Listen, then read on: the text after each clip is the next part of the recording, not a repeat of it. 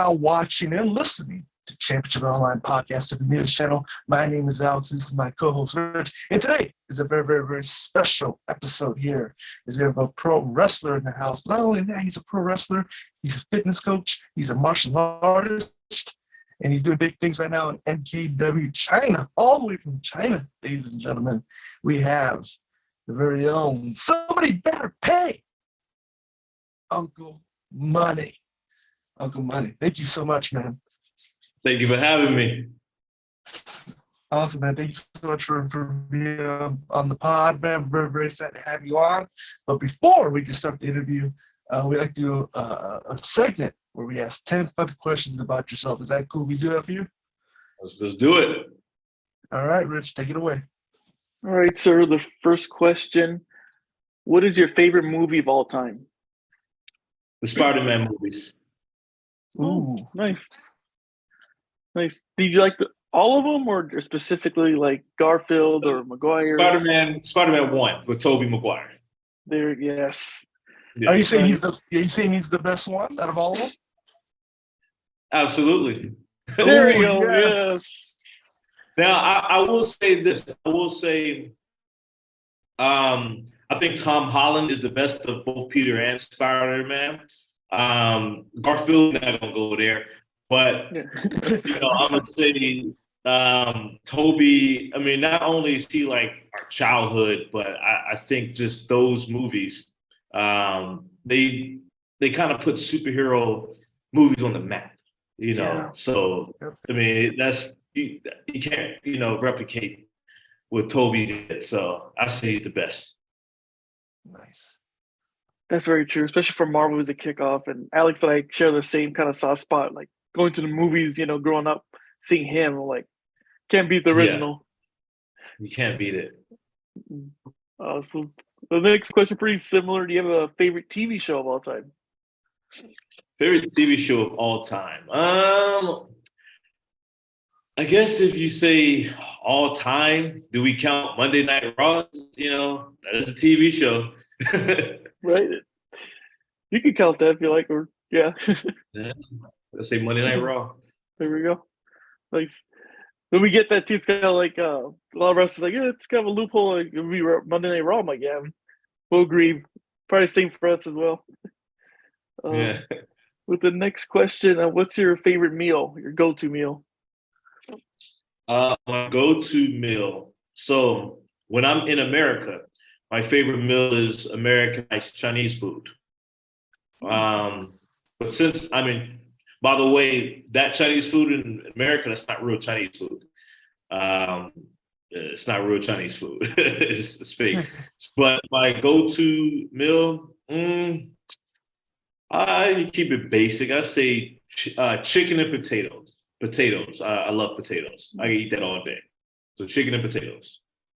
Nice. So with the next question, do you have a favorite band or music artist? So favorite music artist of all time is Tupac. Favorite music artist currently today, Moneybagg Yo. Favorite band of all time is NWA, even though that's before my time, NWA. And favorite group now, we'll say Migos. I mean, they kind of broke up or whatever. But I was say Migos. Nice. Those are awesome picks. Awesome. With the next question, do you have a favorite sports team? Yes. So favorite football team is the New England Patriots.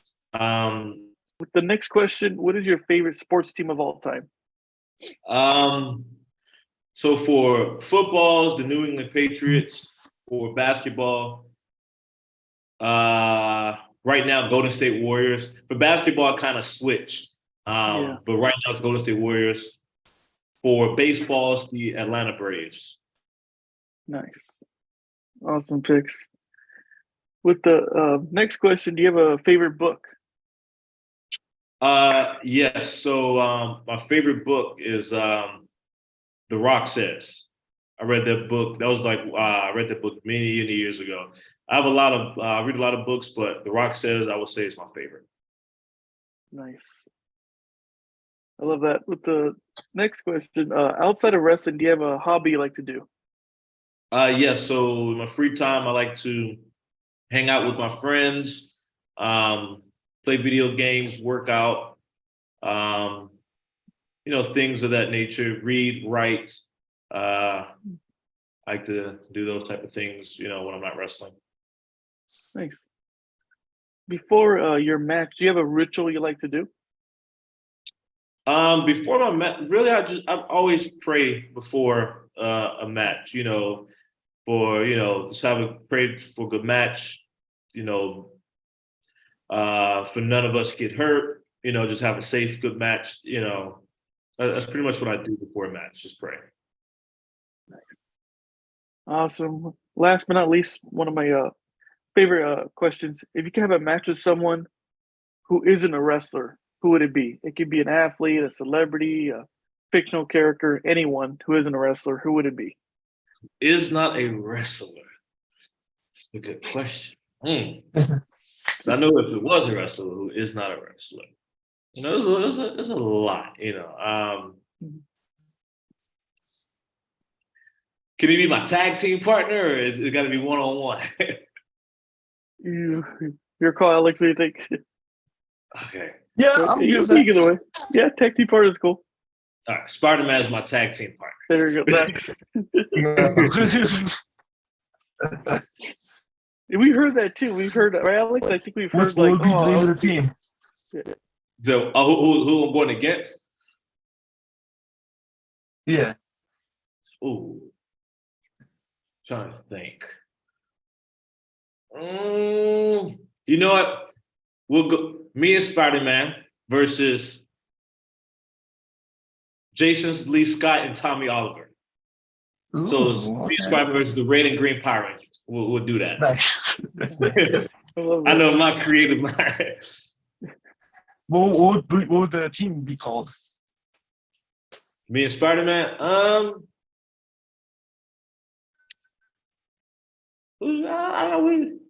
Stan Lee's boys.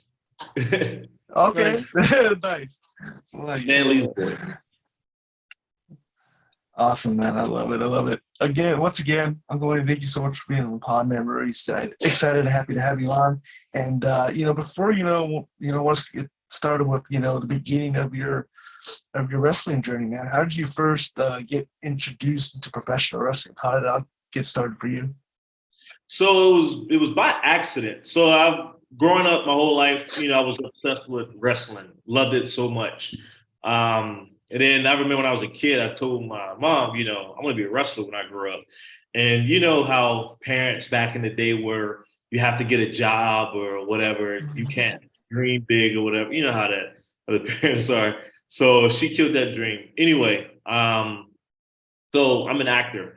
And I did a horror film back in 2015.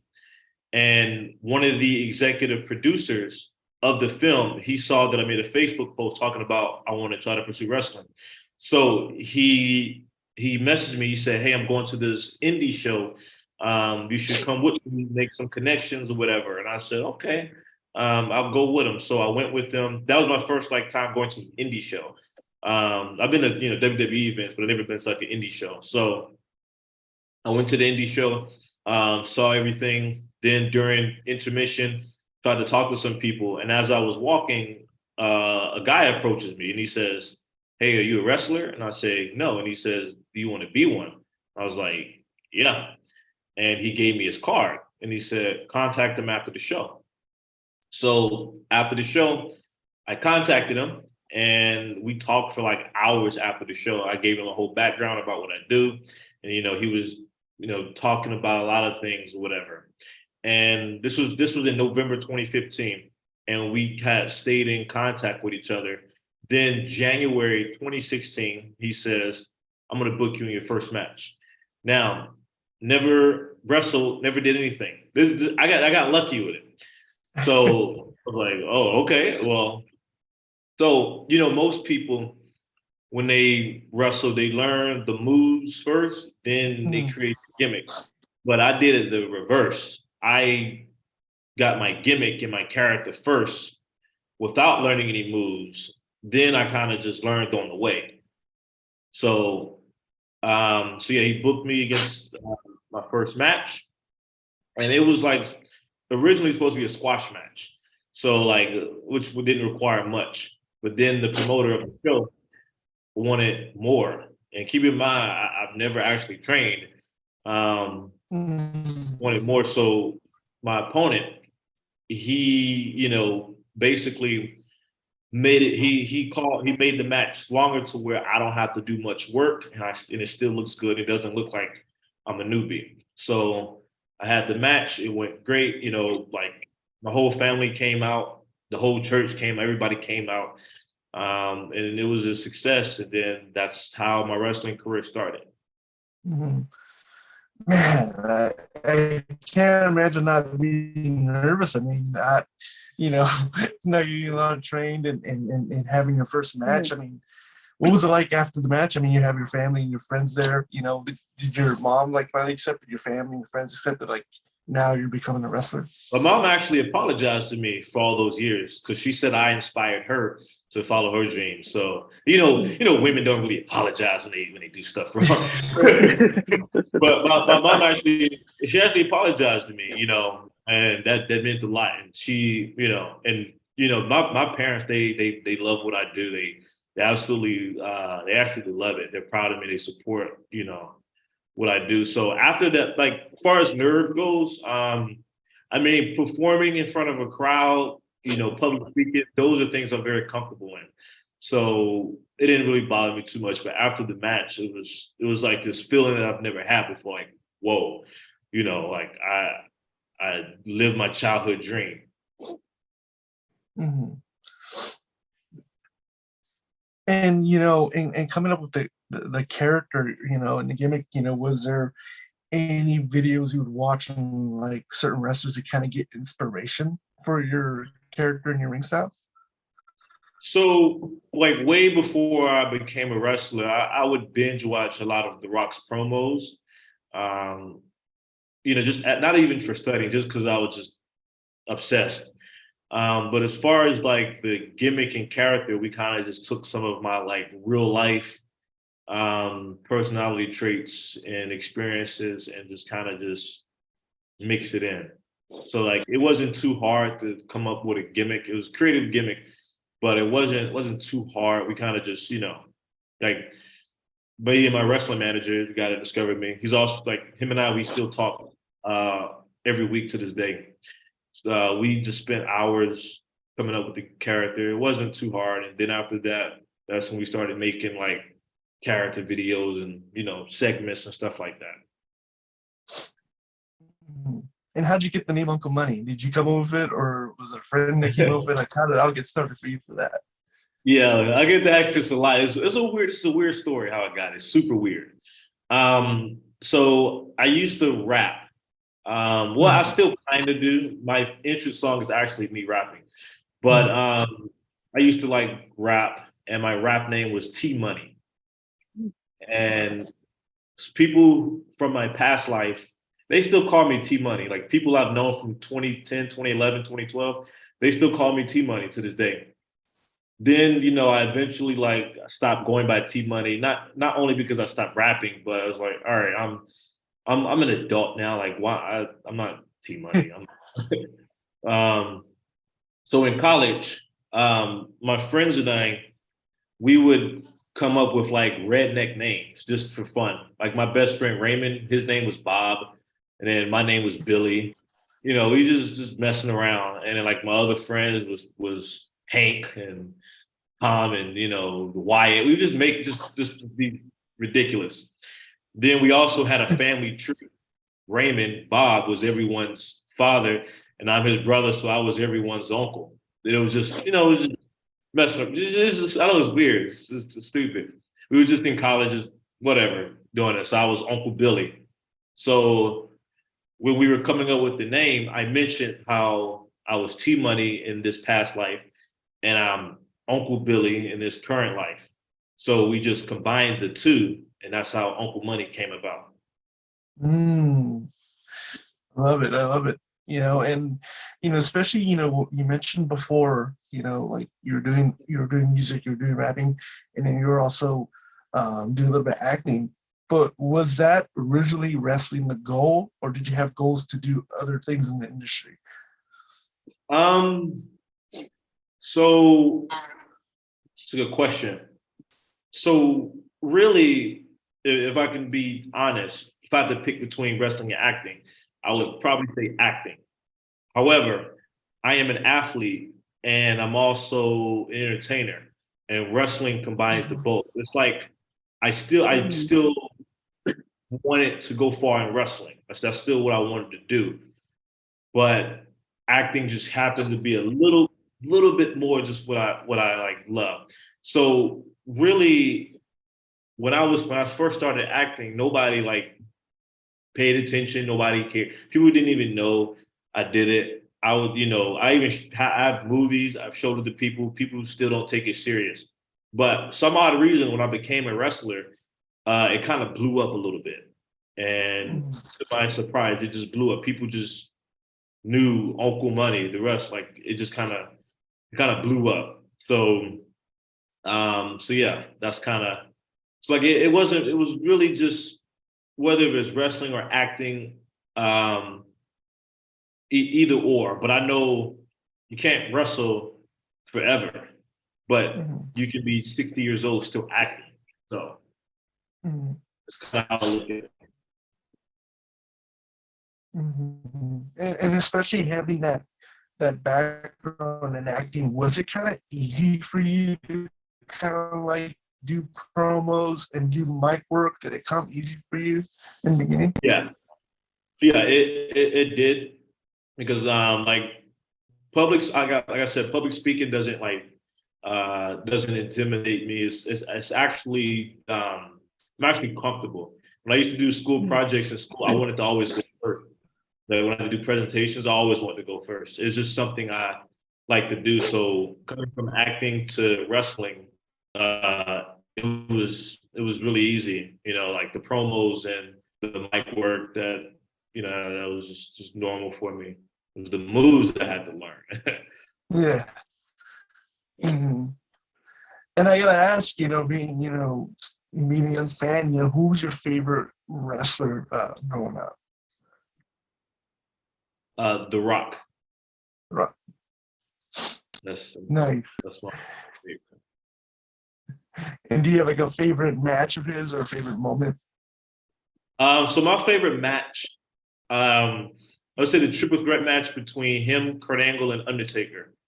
Um, and I still remember that match. I got still like vividly remember summer 2002. My dad ordered it for pay per view. I still remember watching it, and to this day, that's still like my favorite match. Nice, nice. And I gotta ask, you see the figures in the back. Did you ever collect the figures or play the video games? Did I ever collect the action figures? Yeah, did you ever collect the action figures or even play the wrestling Oh, video the games? wrestler. Oh yeah, yeah. Oh yeah, definitely. Funny story. So it was in 2002 because my dad lives in Washington D.C. So I would go stay with him in the summers. So I remember we went to Walmart and my dad was going to buy me a bike. Um, but then as we were buying, as we were in the cash register, I saw a wrestling ring, like a toy wrestling ring, and some action figures. And I said, I want that. And my dad was like, you can only get either this bike or you can get these wrestling action figures. I didn't hesitate. I wanted the wrestling action figures. Yes. and Nice.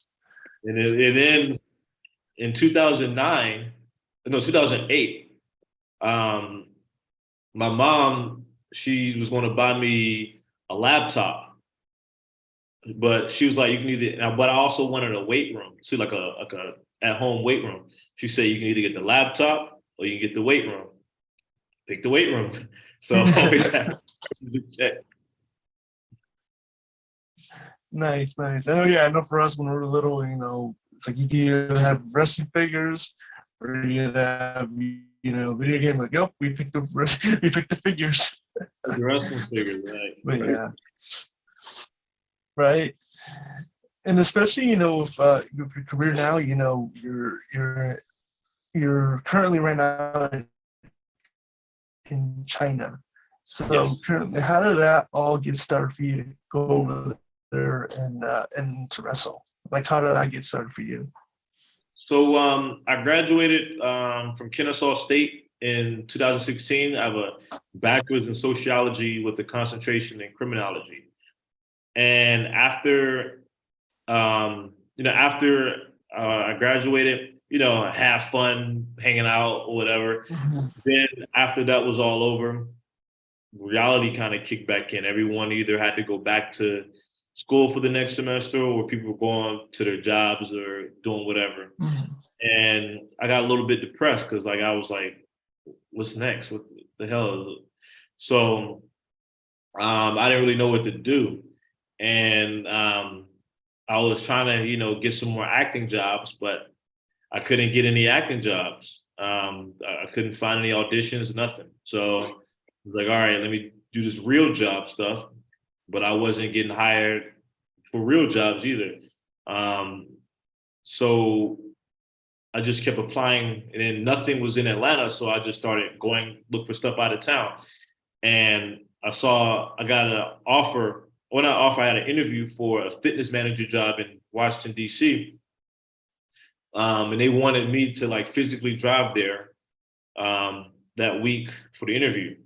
But I had got sick, had a bad migraine, and my car broke down, so I couldn't make it. Mhm. Then, like some days later, I called for an interview in Miami. They wanted me to Mhm. drive to Miami the next day, so I couldn't do that either. Like those are both 10-hour drives. Atlanta to DC, 10 hours. Atlanta to Mhm. Miami, 10 hours. I couldn't. And then I got something from Ohio, but I was like, I don't want to, I don't want to go to Ohio. Then, um, then I was on LinkedIn and I saw something like, teaching in China, or whatever. I don't even remember applying for it. I just, LinkedIn has that quick, easy apply, Mhm. boom, whatever. Then, like some days later, I get a phone call back. Hey, you applied for this teaching job in China. We want to interview you. Blah blah blah. I was like, all right. So then, like a couple of days later, I had the interview. I thought I did crap in the interview, but that didn't matter. After the interview, a few days later, they said, hey, we want to hire you for this teaching position. Let us know within a week. And for like the first 5 days, I was like, I'm not going to China. I'm not going to China. Forget this. Then, like on the sixth day, I was like, you know what? I'm going to China. And then the seventh day, I hit him up. Hey, I accept the offer, signed the contract, boom, and it was set. And I began the paperwork and visa process for me to relocate to China for the teaching job that I was doing at the time. Mhm. And how did your family react to the news and friends? Like, hey, moving to China. What was their reaction to it? They didn't. A lot of people didn't want me to go. Mhm. It's a thing where people who don't travel, they for some reason tend to know more about the world. For some reason they've never traveled, they don't own passports, but yet they know so much about the world. Right. It blows my mind. I guess I should stop traveling so I can kind of learn more about the world myself. But the, they didn't want me to go. Like mom and dad, they were at the beginning they weren't feeling it. Grandpa wasn't feeling it. Close friends, they were. Then I had some people that were, yeah, you should go, you should do it. And then one of my old boxing coaches, he called me out the blue because he was just in China. He said, "Don't listen to nobody. You go, you do it." So I had made up my mind. Eventually, like parents, they came to support it. I mean, they know what type of person I am, so they eventually supported the decision. Of course, mom is always going to be worried, but she supported my decision. My dad supported it. Close friends, they supported it. I do understand, hey, we want you to stay, but you got to do what you got to do. So yeah, they Mhm. eventually just came to accept that, this is what I need to do, and I had to do it. Mhm. And how difficult was for you to, go into a new country, new language, different culture? How long did it take for you to kind of get acquainted and relax over there in China? I would say it takes about, I'd say for me, it took about maybe 2 to 3 months before I really got my feet going. Because like I tell some new people back then before COVID, when new people would come in, like they would freak out. I was like, just give it like a couple months.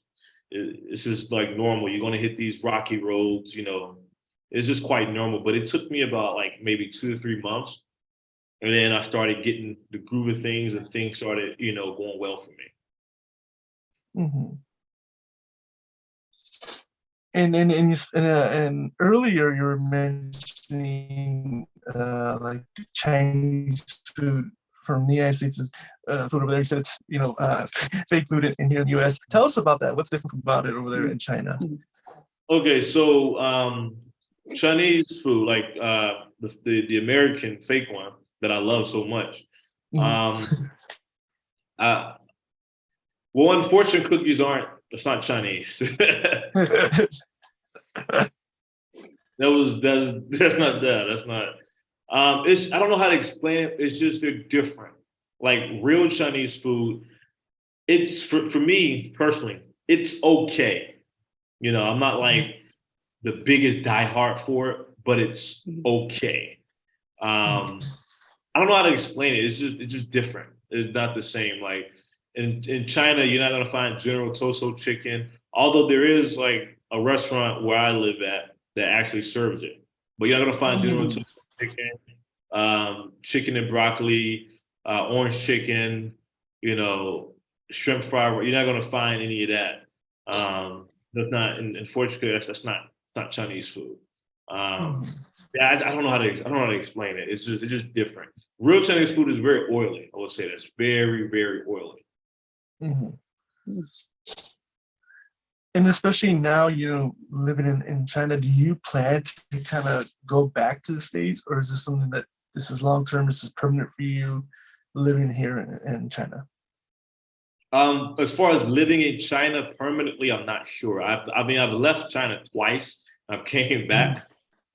The U.S. That's something I don't plan on doing at all. Now, if I get like a contract from like the WWE, AEW, or to be in the next Marvel or Creed movie, yeah, I'm going. But as far as like living back in the U.S., that's that's not going to happen. But as far as China, I do plan on staying here for a bit longer, but maybe in the future, I'll go to another Asian country or maybe Europe or Dubai or something.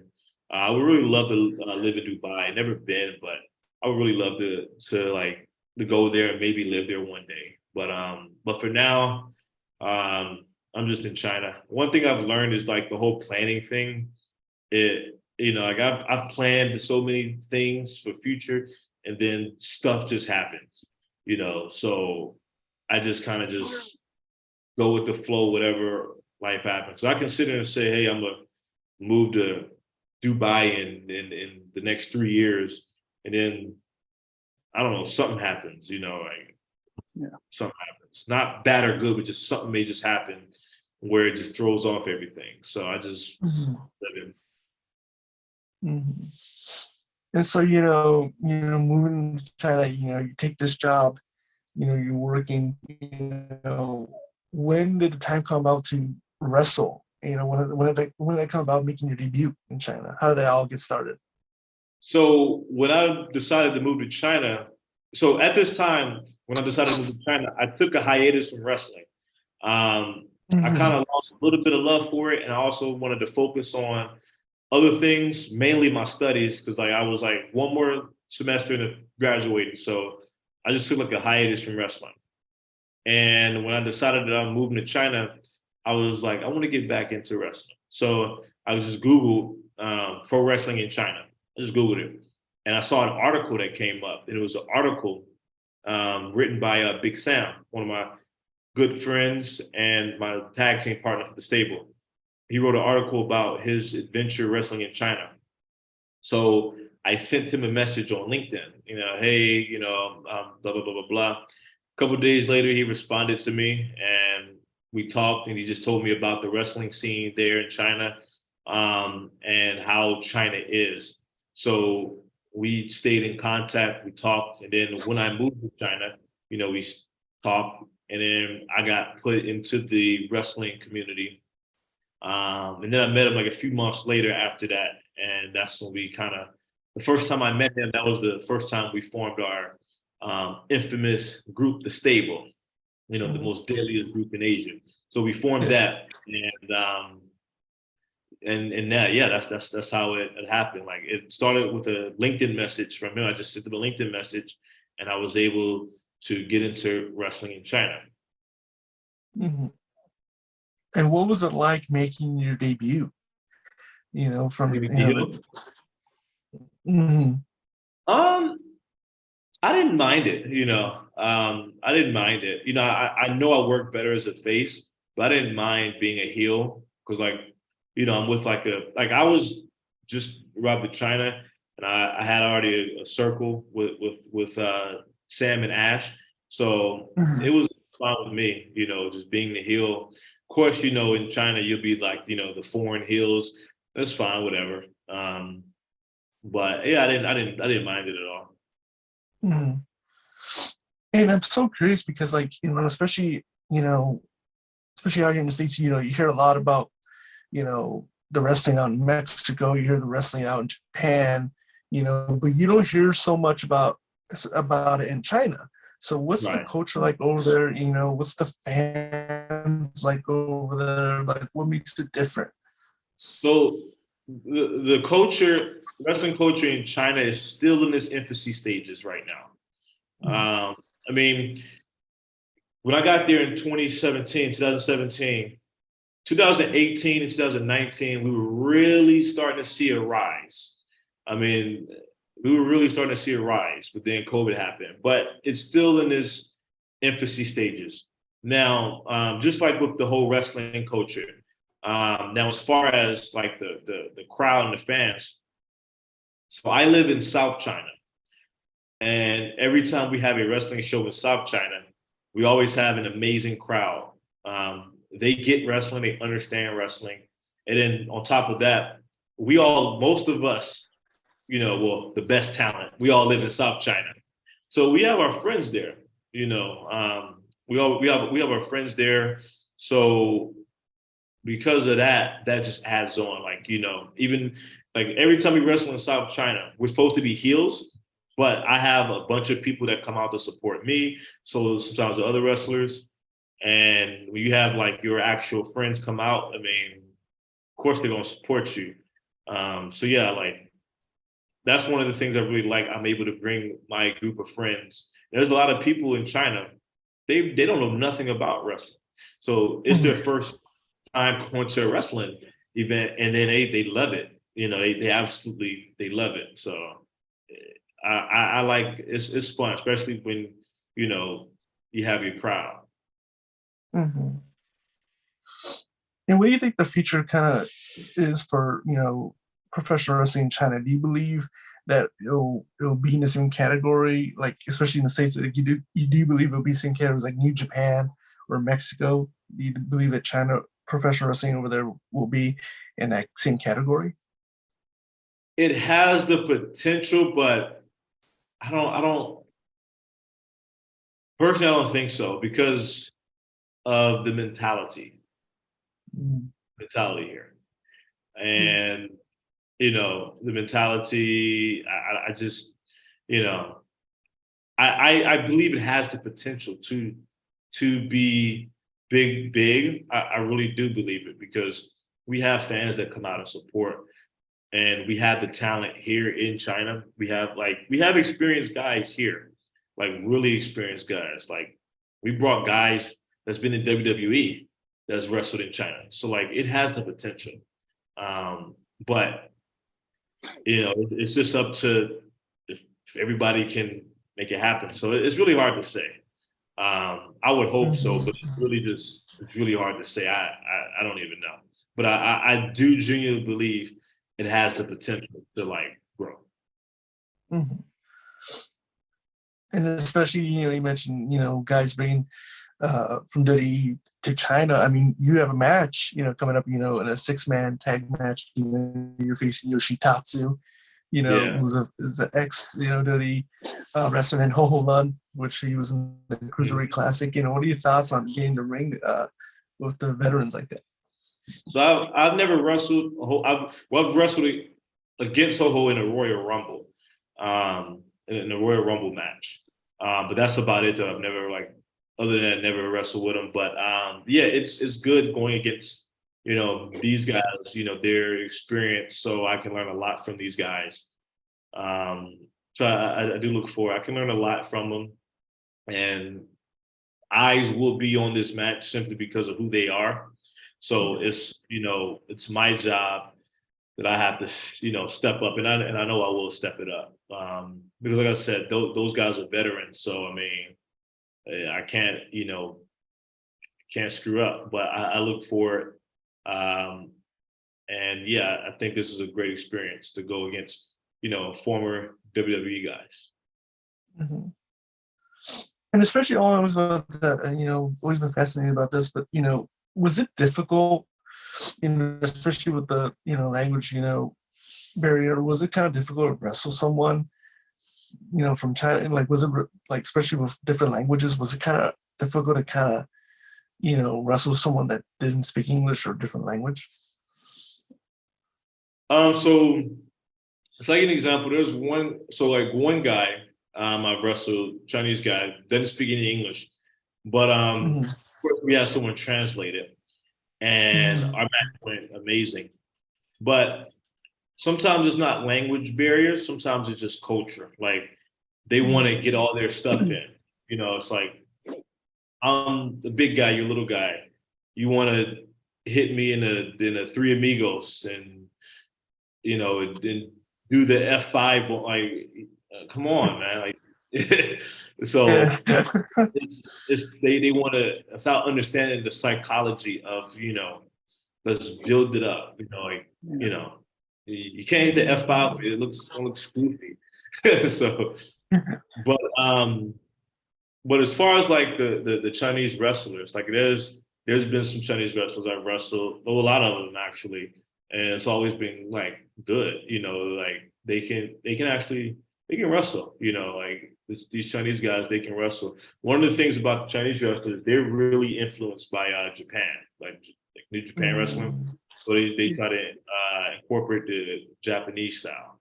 But as far as their talent goes, oh yeah, they do some Chinese wrestlers. They do some incredible stuff. I'm like, oh okay. Mm-hmm. And especially, tell us about your experience. You're working more with MKW. What's been that journey like wrestling with them?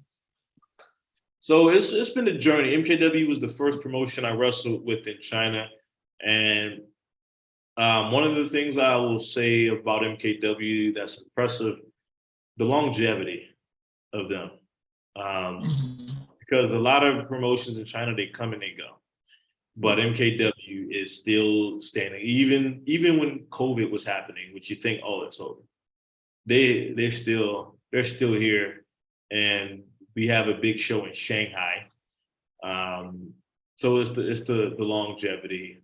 That's one of the things I'm just really impressed with MKW. As far as wrestling with them, I'd say overall it's been great. It's been a great experience. It's been, great working for MKW, working for Adrian Gomez. He's the owner of MKW. It's been great working for them, and I do enjoy it.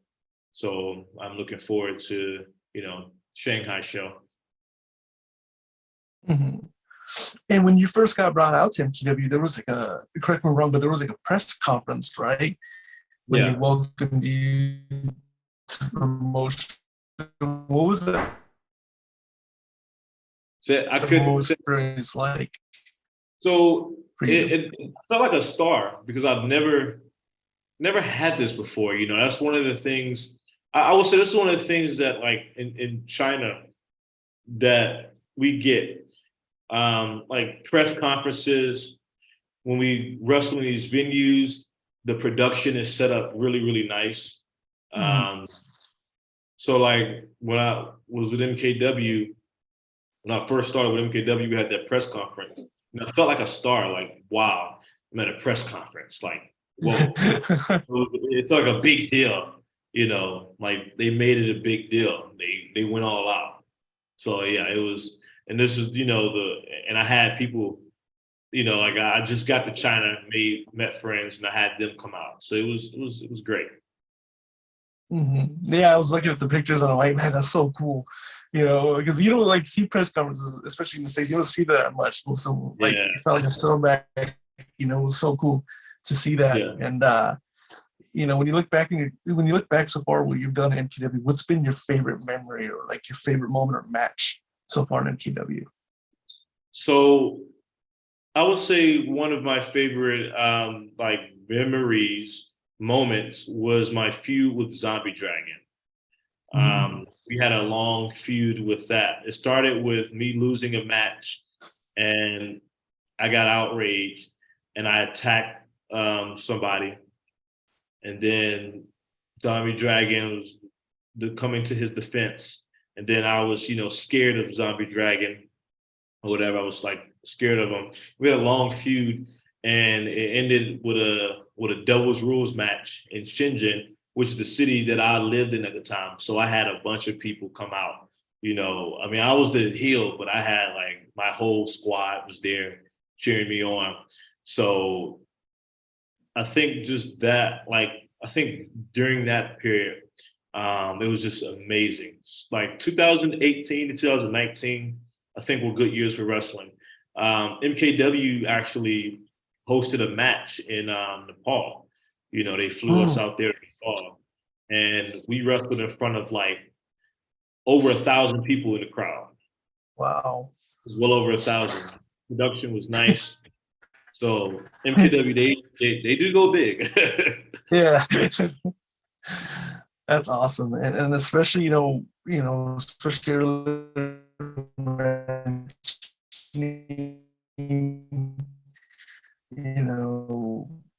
AEW, WWE, is that still the goal for you?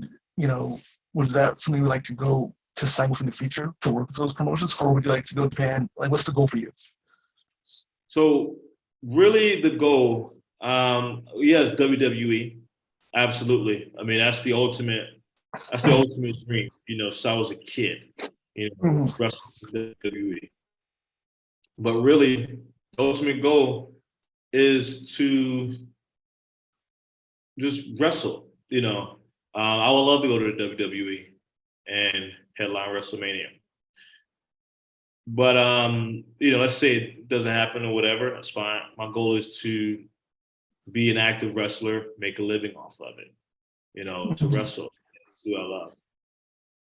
But I hope, hey, I get the call and go to WWE. That'll be the time I move back.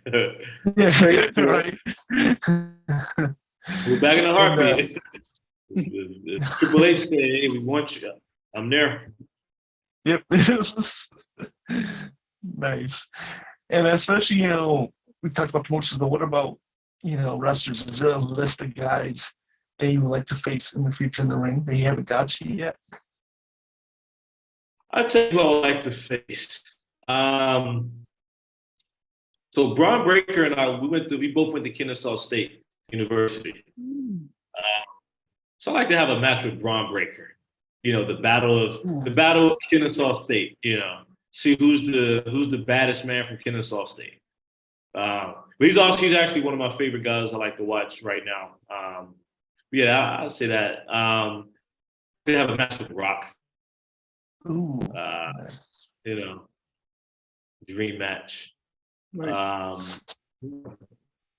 So as far as like who I want to, really, just whatever makes sense, whichever, I just use Braun Breaker because we both went to the same college. So it'd be like a battle of Kennesaw State type of thing. Ooh, nice. I love that. That would be so sick. Definitely.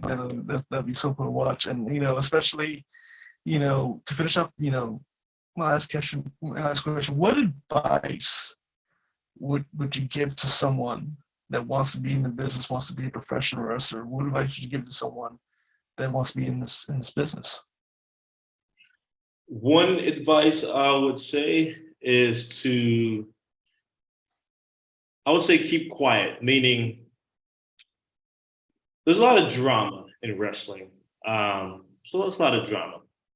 I say try to stay out of the drama and try to keep your nose clean and just learn from other people's mistakes. Yeah, just learn from other people's mistakes. Also, work on your body, work on your character. You know, invest in gear that looks like a piece of crap. You know, invest in gear and invest in your character, and you know, understand you gotta love it. It's a pretty crap grind. You gotta love it. So I mean, if you really want to do it, you gotta love it because it's a pretty crap grind. You know, I was asked because you know I act full time in China, so I was asked by a lot of the people I work with in acting, and they were asking about well, you must be rich from wrestling. I explained it's a tough grind, you know. Yeah. It's a tough grind. So if you gotta really love it. And I said, you know, keep your nose out of the drama. You don't need that type of stuff. You don't need that type of stuff. Yeah, that's some advice I would give. Mm-hmm. Oh, and another thing, psychology is more important. You know, yes, you do the moves, but you must psychology. That's what matters. You know, if you can get the crowd out their seats doing less, then do that because it's not worth taking a needle up your ass just to make the crowd go rah. Like, get the psychology. So that's some advice I would give to like an up and coming wrestler. And what advice would you give to someone that's in a similar situation that has a chance to move out of the country and is a little bit nervous and have cold feet moving? What advice would you give to someone? It's funny because one of my closest friends, he moved out, and you know we were talking about some things or whatever. I'm not going to air his business out, but if I was to give someone advice if they want to move out the country, make a plan. You know, because we want to live the dream, wrestle and everything, but the reality is we're adults. We got bills. We got to pay money. So if you are going to move out the country, you need to have some source of income online, or you need to have a job lined up at wherever country you're going to. Because you can try to depend on these promotions if you want to do it for a living, but you know, you don't know how it goes. Like, I mean, like you have to, you know, you need to have a plan. So you need to figure out, make money online or have like a main job if you go to whatever country to do that. But it would be best if it could be an online job. Therefore, you can travel and whenever you want. That's what I always carry. You can do whatever you want, whenever you want, instead of money. So that would be my advice. Just have a plan. Don't just go on a whim and hope. I mean, I didn't really go on a whim when I moved. Like I had a job, but I ended up quitting that job like within 2 months. And I went on a whim, but I got lucky and then got lucky again, then lost it all, and then got a little lucky, boom. But now I'm in a good position where I can do what I want on my own time. So. Nice. I love it, man. Great advice. And, love the story, man. I love the journey you've been so far in wrestling. And I cannot wait. What's the story for the future, man? I can't wait. And again, thank you so much for being on the pod, man. Much appreciated. And before we wrap up, is there anything you'd like to plug in with social media, where the fans can find you? Anything you'd like to plug in? Yeah, so you guys can follow me on Instagram at underscore Uncle Money. You guys can, if you guys listen to music, you can check out my hit single, Pay Uncle Money. It's on Apple Music. Just type in Pay Uncle Money. So Apple Music, Spotify, YouTube Music, your mom's jukebox, everything. It's just on there. Y'all can go check it out. Yeah, that's about it, really. It's about it. And June 6th, Shanghai for Middle Kingdom Wrestling. June 13th and 14th, Hong Kong Wrestling Federation in Hong Kong. And June 17th, KOPW. So 4 matches this month. So 3 different cities, Hong Kong, Shanghai, and Guangzhou. Nice. Love it, man. And again, ladies and gentlemen, we'll put it down in the description down below where you can follow all his social media and definitely support Uncle Money. And again, thank you so much for everyone watching, listening. And we'll see you guys here next time on Championship Online Podcast. See ya.